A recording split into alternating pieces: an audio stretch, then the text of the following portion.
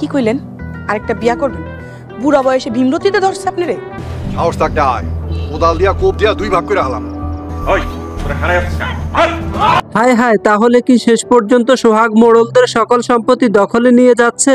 এখন কি তাহলে মোড়লরা লড়াইয়ে সোহাগের কাছে হেরে যাবে? হ্যালো ভিউয়ার্স, আসসালামু আলাইকুম। ধনী গরিবের লড়াই নাটকের ৭৫ নম্বর পর্বটি আপনারা কবে, কখন এবং কিভাবে দেখতে পাবেন জানিয়ে দিব আজকের এই ভিডিওতে। তো ভিডিওটি না টেনে মনোযোগ সহকারে শেষ পর্যন্ত দেখতে থাকুন, এবং আপনি যদি আমাদের চ্যানেলে নতুন হয়ে থাকেন তাহলে ভিডিওতে একটি লাইক দিয়ে চ্যানেলটিকে সাবস্ক্রাইব করে রাখুন, যাতে করে আমাদের চ্যানেলের যে কোনো নতুন নতুন ভিডিওগুলো সবার আগে আপনার কাছে পৌঁছে যায়। পাশাপাশি আপনার নাম এবং আপনি আমাদের আজকের এই ভিডিওটি কোন জায়গা থেকে দেখতেছেন সেটা কমেন্টে জানিয়ে দিবেন, তাহলে পরবর্তী ভিডিওতে আপনার নামটি প্রকাশ করা হবে। তো ভিউয়ার্স, গত ভিডিওতে আমাদেরকে কমেন্ট করেছিলেন গাইবান্ধা থেকে মোহাম্মদ ফেরদৌস সরকার, ওমান থেকে আবু মিয়া, সৌদি আরব থেকে ইরাক মিয়া, আরো যারা যারা কমেন্ট করেছিলেন তাদেরকে অসংখ্য ধন্যবাদ। তো ভিউয়ার্স, এখন আপনাদেরকে জানিয়ে দিব ধনী গরিবের লড়াই নাটকের ৭৪ নাম্বার পর্বে কি কি ঘটেছিল। ভিউয়ার্স, ধনী গরিবের লড়াই নাটকের ৭৪ নাম্বার পর্বের প্রথমে আমরা দেখেছি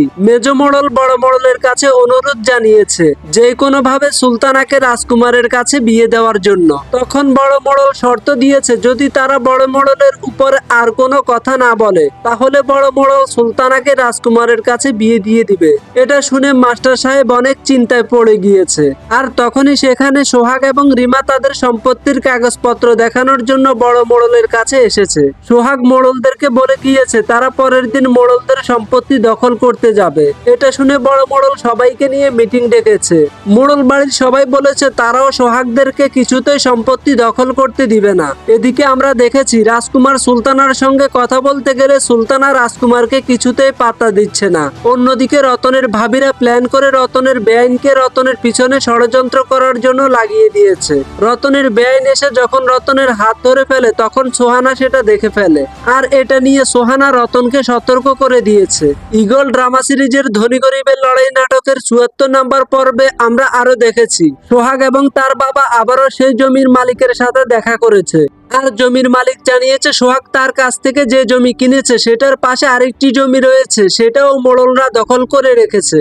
এটা শুনে সোহাগ সেই জমিও কিনতে চেয়েছে। এদিকে আমরা দেখেছি ছোট মোড়ল এখন কিছুতেই তার স্ত্রীকে মূল্য দিচ্ছে না। ছোট মোড়ল তার স্ত্রীকে বলে দিয়েছে সে আরেকটি বিয়ে করতে চায়। এটা শুনে সুরুজ ছোট মোড়লকে অনেকভাবে বোঝানোর চেষ্টা করেছে।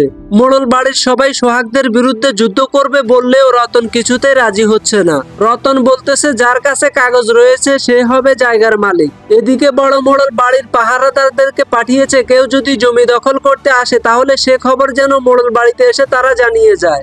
এরপর যখনই সোহাগ এবং তার পরিবারের সবাই এসে তাদের জমি দখল করতে যায় তখন সেখানে মোড়ল পরিবারের সবাইও উপস্থিত হয়, আর তাদের কথা কাটাকাটির মধ্যে এক পরিবার আরেক পরিবারের গায়ে হাত তুলতে যায়। ঠিক তখনই সেখানে থানা থেকে পুলিশ চলে আসে। পুলিশ এসে মোড়লদেরকে সেইখান থেকে তাড়িয়ে দেয় আর সোহাগদেরকে তাদের জায়গায় বুঝিয়ে দেয়। তো ভিউয়ার্স, তাহলে কি হতে চলেছে ধনী গরিবের লড়াই নাটকের ৭৫ নাম্বার পর্বে? তাহলে কি শেষ পর্যন্ত মোড়লরা এতদিন যে সকল সম্পত্তি অবৈধভাবে দখল করে রেখেছিল সেগুলো সোহাগ কিনে নিবে? আর বড় মোড়ল সুলতানা এবং রাজকুমারকে দিয়ে কি ধরনের প্ল্যান খেলতে চাচ্ছে?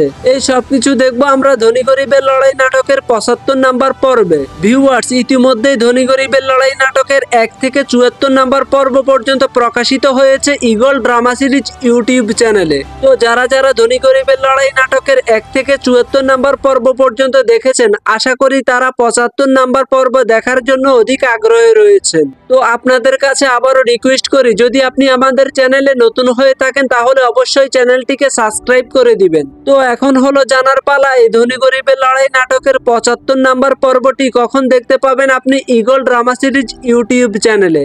তো ভিউয়ার্স, আশা করি আগামী ১০ তারিখ দুপুর ৩টা বাজে এই ধনী গরিবের লড়াই নাটকের ৭৫ নাম্বার পর্বটি দেখতে পাবেন আপনি ঈগল ড্রামা সিরিজ ইউটিউব চ্যানেলে।